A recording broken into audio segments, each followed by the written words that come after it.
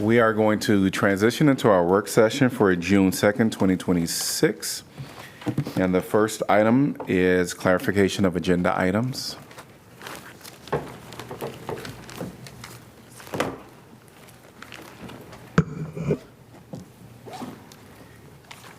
Hearing none, we're going to move on to item number 2, which is the information packet. We'll start with May 21st.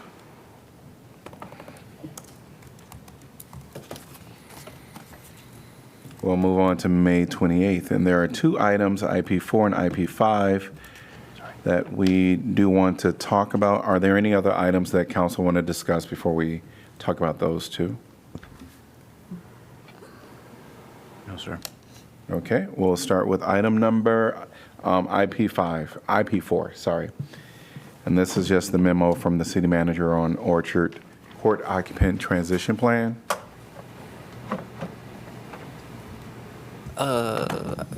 Were you saying, Jeff, that we weren't going to get like a presentation or anything? Correct. I'm happy to answer questions, but I think we try to lay everything out in the memo that you would need to make your decision, but happy to help you through that process if needed. Do you guys mind if I jump in? Oh, go right ahead. Okay. So I've met with some, was reached out to by some residents at Orchard Court. I think it was a late handout, was it this morning or yesterday when it was given to us, but just the letter from some residents. Did we read that? Yeah, and I guess that I feel, I've met with some residents. It's I believe 37 tenants in total, or give or take a couple.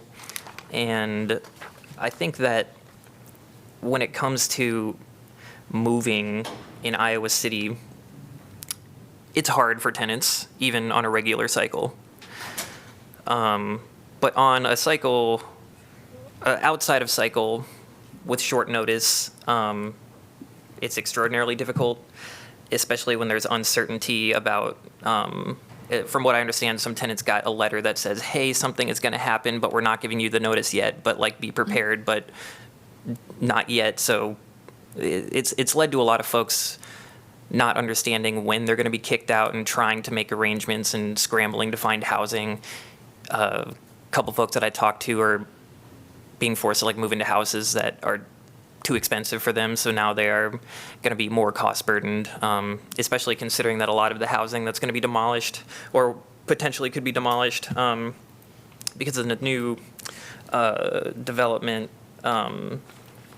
It was like it's naturally occurring affordable housing. A lot of it is. So I think, especially since the precedent that was laid out, thank you very much for that very in-depth memo, Eric and everybody, about the past transition plans and the extra help that we've given folks. I think in terms of us coming in, showing good faith, especially since we want housing to, we know we're going to have to build more housing. We know stuff like this, even though we don't want it to, will have to come up in the future. So when we do displace people, I think, we need to be as fair as possible and listen to concerns. And especially since we have money in the Affordable Housing Fund for stuff exactly like this, and we've done it before, I think I'd be heavily in favor of helping these tenants out. And I can also answer more questions and just give any insight on conversations I've had with some of the tenants. It's been hard because it's been like different groups of people, not like one cohesive organization, but getting like individuals. There's overarching themes, I would say. Do you know, Councilor Weiland, if the tenants are aware that we do have a policy? I mean, that like this memo exists and that there has been a policy on the books, that the city does have a record of and a history of helping with displacement. Yeah. After I met with Eric and, or I saw the memo from Eric and also just talked to Jeff, I just communicated that, there's precedent. We have done this in the past, and but it's just something that we'll have to talk about. And none of the instances looked exactly the same, because Right. there's different Yeah. circumstances. But from what I see, it's having trouble turning on my computer, but with the letter, there was no specific dollar amount that was asked, or. But I can tell you that themes I heard when it came to, there was this particular woman who said that with, well, I'm going to have to find like a storage unit, and going to have to, hire a moving truck because, I have just a tiny sedan and I can't move all this stuff by myself. And between like, $700 to $1,000 is like kind of like the thing when I asked like, hey, like when you like add all this stuff up, like, and you're having trouble getting from one place to the other, like that was kind of like a range that I was hearing. And I know it's difficult because there's not like a cohesive, like this is what everybody needs and wants. But I think in times like this where, we don't want to displace anybody without having them having the means to find a different place to live. If we want good faith with the community moving forward when it comes to, building affordable housing, I just think it's a small price to pay. Yeah. So the proposal is for the 37 people, that it would be roughly $500 per occupant at a total cost of $18,500, just to get to the punchline of the memo, right? Isn't that what's Correct. proposed? That is what it is, yes. Yeah. And in addition to that, it seems as though some of the members also have a buyout option from their landlord Yeah, so. of a $500 buyout option. That's what I read. And that was another Yeah. thing. It's a lot of the tenants are unsure because they saw this coming. They are the ones that have terminated their lease, and in the lease it says if we terminate the lease, we give Sure. you this money. So there's a lot of like fear that they're not going to get that money, So the $500 in their security deposit that was promised in the memo, legally, it kind of looks like since they were the ones that terminated their lease because they foresaw being displaced in the first place. There's fear about that. Can I ask Yeah. a clarifying question? You said 500 in the memo, but were you talking about some existing renter's contract that promised 500 if they didn't terminate? Because the memo, I think the recommendation from staff was for all 37, right? Do I have that, my numbers? You're- back? The recommendation from staff, yeah. The city part of it was not contingent.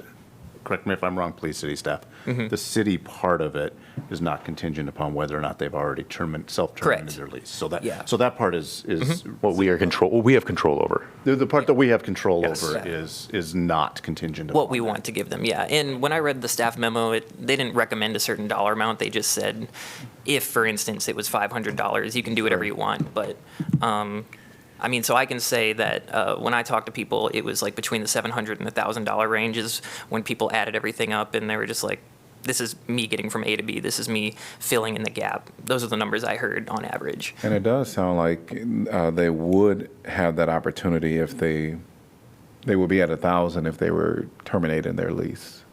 Yeah, they I were the think they were 500, talking about like Some of it additional, would but be yeah. the landlord, 500 landlord and 500 from the city. Is this my, We'd be oh, boosting them from 500 from their landlord to 1,000 Correct. combined. Yes. but I want to also ask, since this is going to be tear down, I think it makes sense to get the full refund of the deposit. Isn't that happening or no? In the lease agreement with them, they said that they're going to get a deposit. They said that they will get their full security deposit back because they're going to be blowing up the Yes, houses exactly. anyways. So how can? That's what I meant. Yeah. Yeah. So yeah, that is in the lease. But again, I think that there is some concern with some of the tenants that have moved out, and they were the ones that technically terminated the lease themselves, that they will not see any of that money. Which is why I thought that since it seems like we have the money and I don't want to mess this up, that just kind of the additional $700 to $1,000 range is what I heard, is what people were saying that could get them from A to B. So I don't know what that would look like in terms of increasing the 18.5 to, if it was $1,000 per person, it would be double that, 700, something in the middle. But yeah. I guess I'm personally comfortable with the 500, given the fact that they'll be able to get their deposit back. If they, move out, terminate their lease, they'll get 500. I think that was their concern, is that because they had terminated their lease, that they would not Right. be eligible for that 500. Right, but though. From the landlord. You're, the ones that terminated their lease, they would be able to get the That's- 500. That's not what the No, memo so says. the difference between who is terminating the lease, so if someone foresaw this happening, they got the letter that said, we're not terminating your lease yet, but in the future, we are going to, at some point, I think a lot of the residents thought, okay, crap, now I have to look for housing because it's hard in Iowa City to find last-minute housing. And so there's concern that the landlord will not be legally obligated or willing to give them that because technically they are the ones that terminated the lease. The residents. The residents, yes. So I just don't want anyone to get zero, Well, nobody would get zero, right? Because so I'm reading just the numbers here, and Yeah. tell me if these numbers are missing, because this is where I'm. So, 37 current occupants, of which 4 occupants have leases that expire in July. The remaining 33 tenants have lease terms beyond the anticipated date.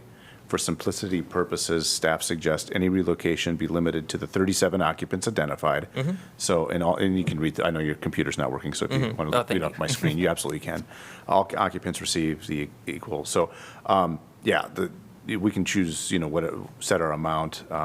But, so this is my question. Is the number 37, are there people that are missing from that number? Or does that account for? 37 accounts for everybody. Okay, Yeah. that's right, that's my question.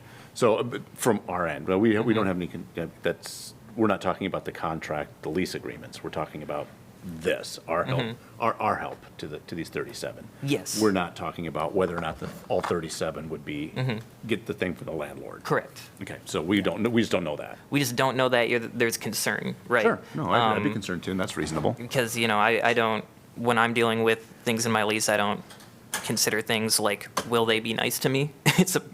Will they follow the law is kind of the best we hope for a lot of the time. So that's where that concern comes from. So, I guess the reason I say, the reason people, the $700 to $1,000 range per tenant was because some people might get nothing from the developer or the landlord. So I just want it to be as equitable as possible. That's what I was thinking. Sure. Yeah. I don't suppose we have any communication with the landlord to answer that question by chance? We have not, no. And I should clarify too, no one has provided us with the leases. We haven't actually seen Councilor them. Wineline has provided in these meetings is the best information we have. Can I ask a question? Is this like, I never know like about this apartment. Is this like 2 bedrooms, 3 bedrooms, or? It's a lot of different types. A lot There's of some different types. townhome, there's some like single family homes and that, have 4 bedrooms that have roommates. There's some townhome type things. There's a couple smaller apartment buildings. That means even their monthly rent is different, right? Like Yeah. everybody have different amount of monthly rent. And I have no way of knowing what everybody's monthly rent is. Exactly. So, yeah. I'm just looking about their, looking at their request. So because they saying the monthly rent and security deposit. And Well, I know that we are at 5:48, and we're going to have to pause. Do we want to pause here and just come back after our formal meeting? The other thing I would have suggested, because we don't have a lease, we don't know, because when I read this, it seems that the $500 payment from the landlord could happen for almost everyone, but we can seek that clarification. Would it be maybe we should just come back to this. The other option is we could do the 500 now, and then if we learn more information, we can change it at the next meeting. We should just come back to it. Well, Come back, or we'll come back to it, and it works.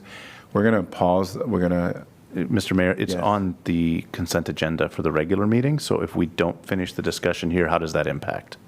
Well, we had to kind of talk this through to get it straight ourselves too, because it is a little confusing. So what's on the consent agenda is the approval of the occupant transition plan. And they've checked every box. I mean, I'm here to tell you Okay. that it's a compliant plan. So that doesn't foreclose you folks from doing something, in addition. Additional. Yeah. And Right. that's what we're talking So you about could, right now. you could approve the transition plan as part of the consent agenda and still decide, Okay.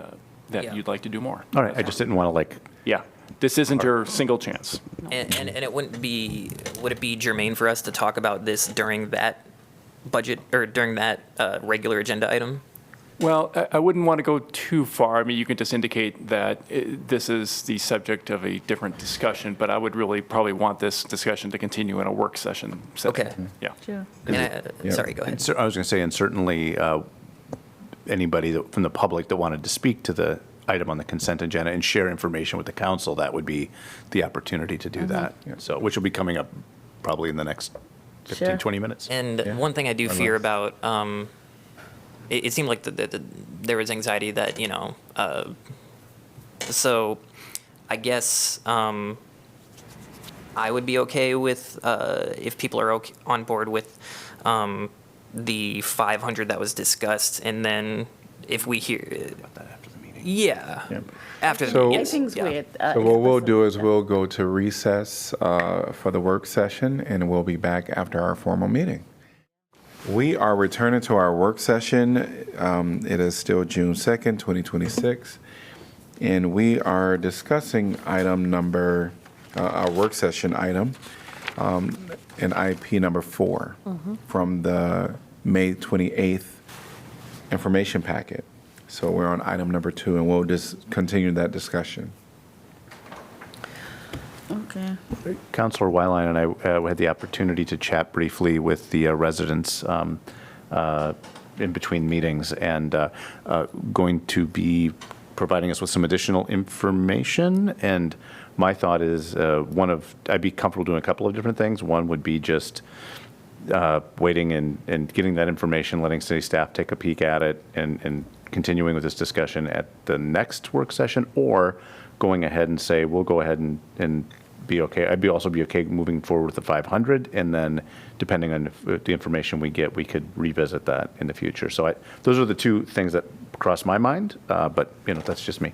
Is it appropriate or allowed to ask what additional information are we waiting on? The actual letters and lease agreements. So we have something to go off of Whether they're actually going to get the payment Correct. from That's- whether the landlord would honor the 500? Yeah, because they're not they don't legally have to. Right. So I think the risk we run is leaving Them hanging? some people out to dry, Yeah, yeah. And I understand. I just think the worst that could happen is some people get a little bit of extra money. But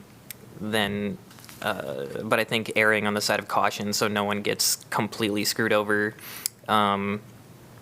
is where I sit. I'm comfortable with an additional 700 to 1K per tenant right now, but I would also be comfortable giving staff direction for 500 right now, and then approaching it in the future after we get more information. Because another thing, sorry, in their letter was just to sit down to talk with staff, and I think maybe some of that information could be cleared up if that happened, whatever form that would take.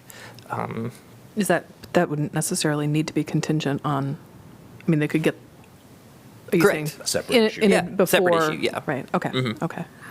I'm not. I really think that. Oh, somebody was talking. I heard somebody. Anyway, I think I've been involved with many of displacement of residents throughout, even the one that we have it here, several of them. I personally been involved in that. Normally, I think the tenant should have also some kind of request from the landlord and say like, well, I'm not really, I don't know if stop me if I'm saying something that I'm not supposed to say. Well, what I was going to ask is when you said you're personally involved, I just want to make sure that you're in your professional advisory capacity and not Yes, as I was personally relative involved or- in my professional capacity Yeah. as employer at the Center for Worker Justice previously, Yeah. and I was also dealing with this kind of thing. But the tenant will come to us to try to negotiate with the landlord, and the tenant will come with demand, such as there is $500 that in the lease, and because of this 45 days and 30 days or 48 days, as you mentioned, sometimes you go there and tell them, yeah, this is something have to happen, the $500, because you're being displaced. And also, I thought the city of Iowa City is matching, like all the time, the owner, the property owner, in many cases, they have to put something. Like in one of the cases, the city matched the $2,000 for the city was doing some, because the landlord put that.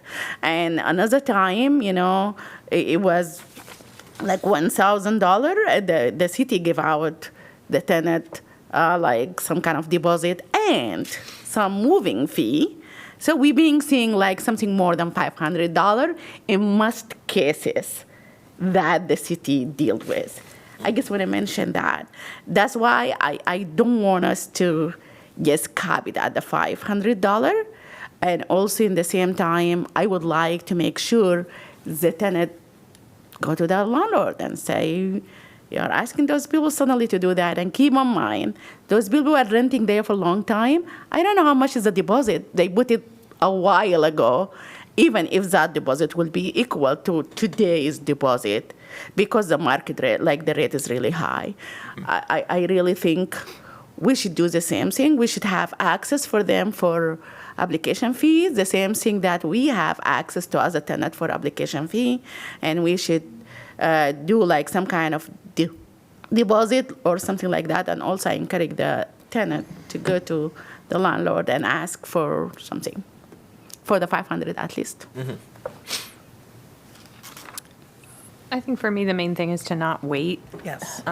So I'd prefer we just decide, and I would err on the side of, maybe a little higher dollar amount if we decide tonight, so it can just be paid out. Done. That's Yeah. what I was thinking. A couple because $100 is a make or break for a lot of I people. think 1,000 will be really good. So I was looking at this and actually did my little subtraction based on what's already been spent. So there's $50,000 that's been budgeted for 26 already. Let's call it 14,500 roughly has already been spent. So based on all of that, we could go 900 for the 37 tenants. How much is that? It'd come out to, it's a little less than doubling it, because after we've spent the 1442, we've got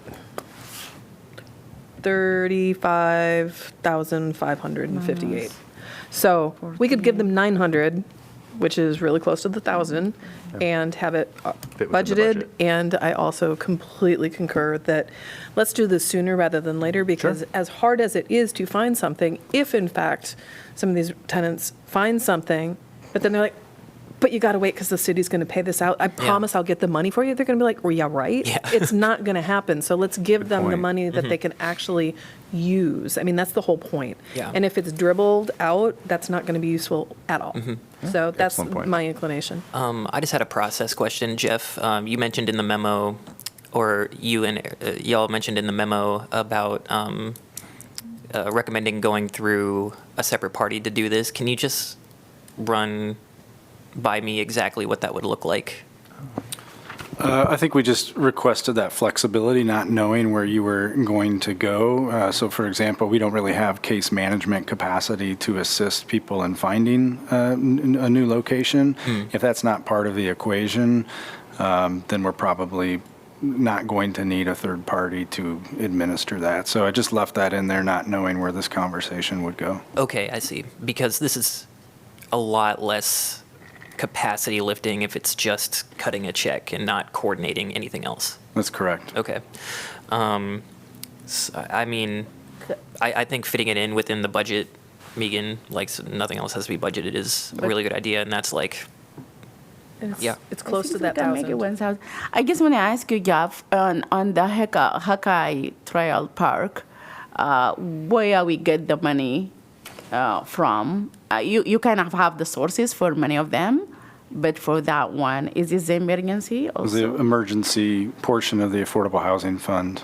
Because we give those 10 household or 10 household like $2,000 per household.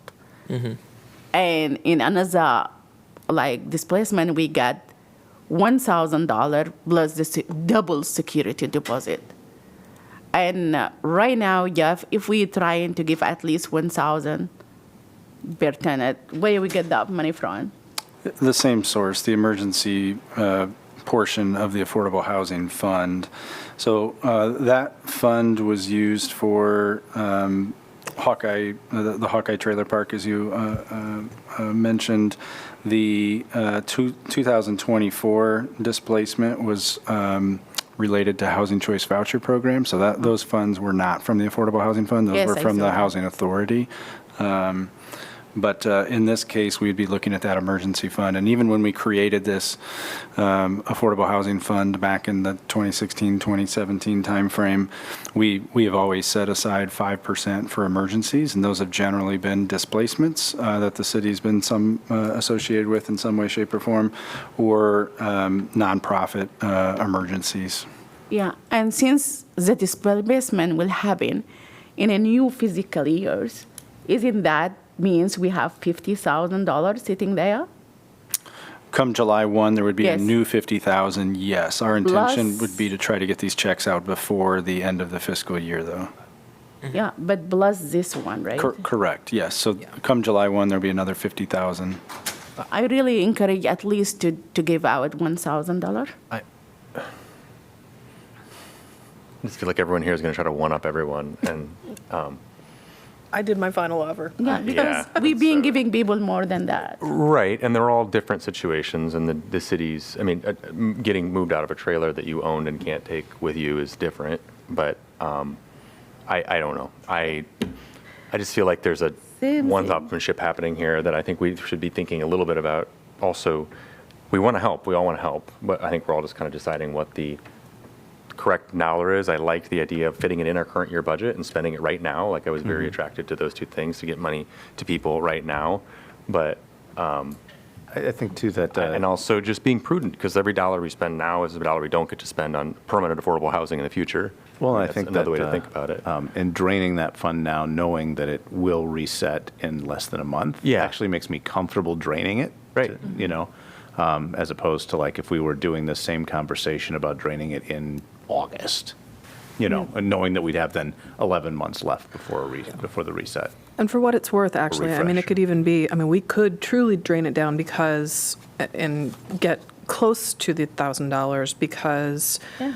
after the initial spend that we've done thus far, thank you, so it'd be $961.56. $962 actually. Boy.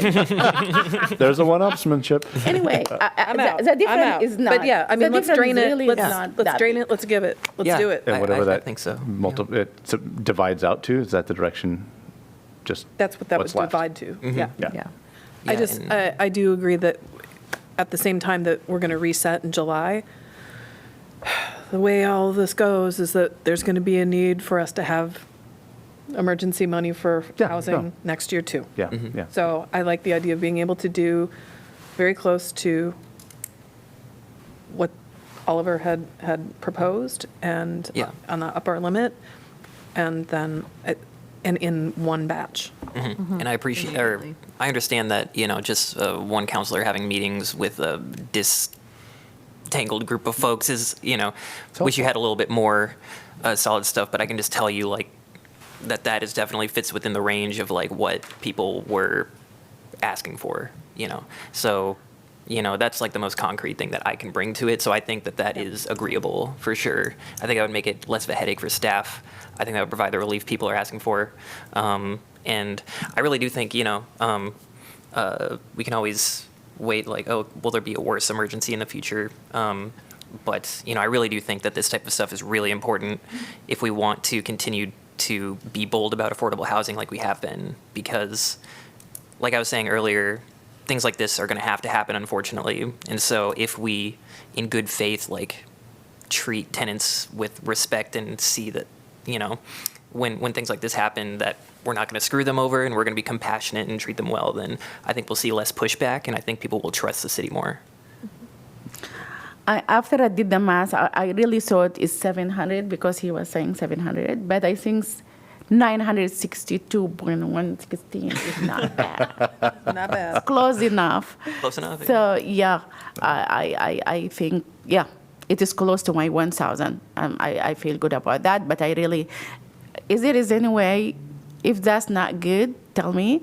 But can the city just encourage the developer to fulfill the lease regardless, encourage, regardless of 30 days or 48 days to give them that? Is there a way the city can say something like that? Well, the current landlord is different than the developer is the tricky thing. That's the other thing that's complicated is Yeah. that Annex Group is the one we've been discussing. They're the buyer. By the time they buy and close on the property, there will be no tenants there. There's a different current landlord. Who give out the money? Well, if you're talking about the landlord money, it would be the current landlord. Mm-hmm. I mean, I don't know if there's an arrangement between Annex and the current Or owner. maybe encourage Annex to encourage the residents to encourage the current landlord to do that. Something like that, since we have some kind tiny involvement and those our residents, those the city residents. So if we can do some encouragement, not binding by anything, just some encouragement. We can, I think I see we can Jeff ask, nodded. but I want to be clear that this isn't like a wink, wink. You sure have a nice property there. I hope nothing happens to it. It would just be, we would just need to ask Absolutely not. politely Yeah. and hope for the best, Exactly. and that would be the end of it. Exactly. Okay. The other thing I wanted to ask is, I hate to be the lawyer here, but given the math that has gone into this, I want to be clear that we're limiting payments to the 37 Seven, yes. identified occupants. So if someone shows up and says, no, I live there, I'm not on the lease, sorry. The 37 that's in the The memo. 37 Household, identified right? occupants. Yeah, I think that's the. Okay. Oh, but you mean the 37 is the people who have lease? Well, Right now. that's how many It's people have been extending. identified by the Annex Group, who in turn, I'm sure, got that information from the current owner of the property. Mm-hmm. I'm asking because, sometimes paramours stay over. I mean, the Housing see. Authority deals with this kind of issue all the time. Or No. somebody leasing to somebody without Right, who's being- not on okay. the lease. And I Identified just want to be lease, clear that those folks, under the discussion that I've heard from council tonight, would not be eligible because of the math. It would just be the 37 Correct. who have been identified, who are presumably those are the Yeah. ones who are on the leases, and that's it, right? Sure, I shouldn't say sure. that's it, I think you Yeah, folks yeah. are being very Right. generous. Yeah, that makes sense. Thank you. Okay. Yeah. Yeah. And yes, I think that is what we are talking about. So it sound like staff has direction, 962. 960. 61 something, because I did not put 5.42, 422. Can we just do 962 and Yeah. Yeah. it'll probably, Thanks. 961 if that's better? But Sure. just Wherever it That's doesn't go like- over the budget is. Yeah. is stay where we within wanna be. budget? Yep. Okay. I want to do 962. Yeah. Just do it 9 to 62, and Oh. that's it. Nine- 62. Are people wanting, I think the intent is for the council to stay within the budget. You would be $1 off. Yeah. You would have $1 remaining in the emergency fund if you do 961 There we per go. tenant. How about we do 962? And Quality of- we'll still be within, And we'll still be somebody- within the affordable Yeah, housing budget that we exactly. All set. right. It's not uncommon for us to flex a little bit on the emergency versus opportunity versus security. Sometimes we flex a little Okay, bit. all All right. right. Also, to make it Nice. clear, Right. Thank Those you. Good with 962. Yes. Okay. Thank you. Also, Well- just one more question. This is something that will be voted on before payments are made, it will be voted on at the next city council meeting? Yeah. No. Is there a need? No, we just. No, for July I think we 1st. have everything we need here. Okay. So we'll work with the staff team and figure out a plan to contact the residents, and we may enlist the help if folks have already been engaged with the residents. But we have all that contact information in terms of the physical location. So we'll just arrange a process for them to stop into City Hall and pick up a check. And the check will be cut before July 1st. Yes. Okay, perfect. All right. Yeah, our hope is to do that as soon as feasible, Correct. right? Okay. Yes. Thank you. Okay. Any other discussion on this? We're going to move on to May 28th, IAP 5. And this is the memo from Housing Authority, Executive Director. So any comments you want to give any further on this item? And this is for the targeted local voucher preference for unhoused households. Welcome. Yes. Hi, I appreciate you sticking in here with us to get to this. You all had expressed interest in learning a little bit more about what other communities have done. Cedar Rapids has a local targeted preference for vouchers. I've spent a lot of time reading HUD best practices, really an entire career leading up to being able to be confident in this memo. And HUD best practices, what other communities are doing, what our partners in the COCs across the country are doing, and what we're looking for, combined with the local knowledge we have of what we've seen with a real cliff dive of losing benefits, resources after COVID funding is over. And I've been in conversation with many affordable housing providers, homeless service providers in the community about it. Chrissy's here tonight because I've spoken to her about it. And I really think that this is my best foot forward of the best practices throughout the country combined with the local knowledge we have of what we need here. And if you have any questions, I'd be happy to answer them. Can you describe what a 3-year pilot program looks like for us and what kind of feedback and when we would get? Yeah. So what we would do, just to start off with, because I know some people have had some questions about this, we naturally have attrition through the program. People in HUD speak, it's called an EOP, end of participation. We naturally have those throughout the year. That isn't us terminating them. It's, hopefully, in an ideal situation, it's people being successful enough that they don't need housing assistance anymore, and that's the vast majority of what we have. And our average, over the last 5 years, the average would be about 160 a year that just naturally fall off. We have had a very low attrition year in the last 12 months. I'm not willing to say that that's the trend going forward yet because 1 year is not a lot of data.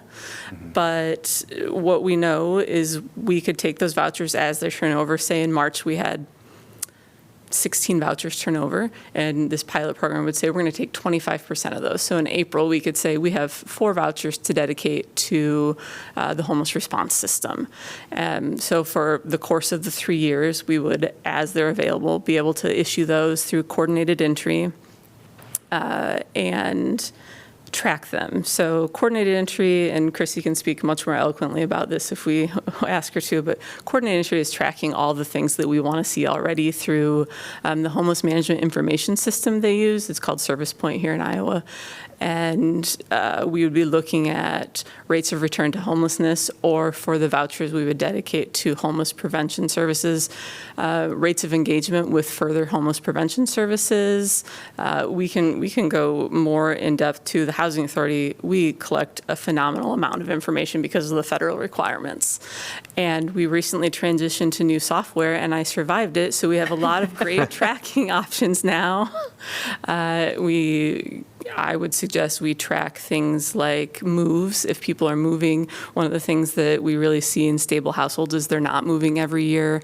And that's kind of an indicator for us in the Housing Authority that when you're moving every year, it probably means you haven't found the spot that's working well for you. So moves, income, wages, types of income. So we have a lot of options, but I think that the big things would be return to engagement with homeless service providers or homeless prevention services, length of leases, wages going up. Those are a couple of the items that I think would make sense. Okay. And then that would be in some kind of presentation to us in the future of this program is working effectively or it needs tweaks. Yeah, I think that we should evaluate it at least annually throughout that project and see where we're at. It's hard to get, 3 years was really the minimum. I thought that we could get a good picture of what this is looking like because it really does, it takes just a little bit to stabilize. And when we're talking about year-long data, Okay, I want to make sure we have a good amount. thanks. What my question was? Yeah, this kind of voucher going to be treated as a regular vouchers. Maybe you said this, but I did not notice it. Anyway, like sometime people get the voucher, and after that move to another state. Is this transferable to, or? Yeah, it would. We couldn't limit it to anybody staying here, so people would still be able to port. So if somebody chose to port, that certainly would be their option. I think that I would like to create a special release of information in those situations and ask the family to keep in touch with us so we can kind of see how things are going. I obviously can't guarantee that someone will do that, but I would try to keep that. You know, we see really very fast math in my head. Our port rate annually is like 3.2 or 3%, so it'll happen some, but it's not a ton. Sure. Might be 3.4, sorry. Doing it. Yeah. I also want to say thank you very much for all this, the work you've done on this and bringing all this information to us. This is really amazing. Thank you so much for your work. No, I appreciate the opportunity. Yeah. I was just going to ask if you can just highlight some of the huge barriers that you believe that this 3-year pilot program would alleviate, specifically for the population that we're targeting. Yeah, certainly. This goes without saying, but I'll say it anyway. We know that the cost of housing is prohibitive. And what we also know on a national level, on a local level, is that the number one predictor of someone being unhoused, experiencing homelessness, is not having a home. It's not substance use. It's not mental health. Certainly, we have a lot of those that are comorbid with being unhoused, but the number one predictor, the only thing that every person who's unhoused has in common is that they don't have a home. And this is an opportunity to address that in a powerful way. I think that I recognize, I know you all recognize and take it very seriously that this is a finite resource, and we have a set number of vouchers, and this is an incredibly valuable and life-changing resource. Every one of us probably knows somebody who's received a voucher that it has changed the course of their life. And so we want to make sure that we're not taking that lightly, and that we are giving those to the populations of people who are most likely to benefit the most from it. Kind of in homeless services, which my previous career was in, was we wanted to give services to people who are most likely to suffer negative mental or physical health effects as a result of being homeless. And this is an opportunity to push our vouchers into that direction, which I think is a national trend that may be a little bit slowed down right now, but I think we'll pick back up in a couple of years. As far as the vouchers allocated to the homeless prevention services, we're seeing people who, they're not doing anything wrong. This isn't a choice. They are low income, and we live in a community that's wonderful and has a high cost of living compared to other places in Iowa.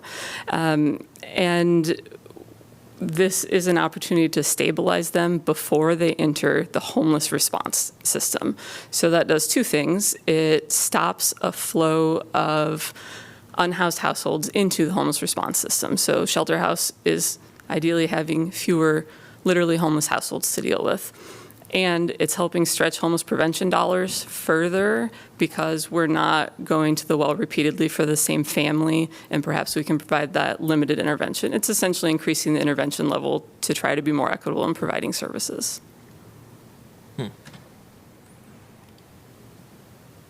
I echo what others have said. Thank you. It was I'm a bit of a nerd. It was a wonderful memo. It was, yeah. And I thought I've been kicking around the proposal and the proposed solution by balancing various pros and cons, and I thought it was elegant. So, thank you. I appreciate that. Did the mayor pro tem tell you to be nice to me?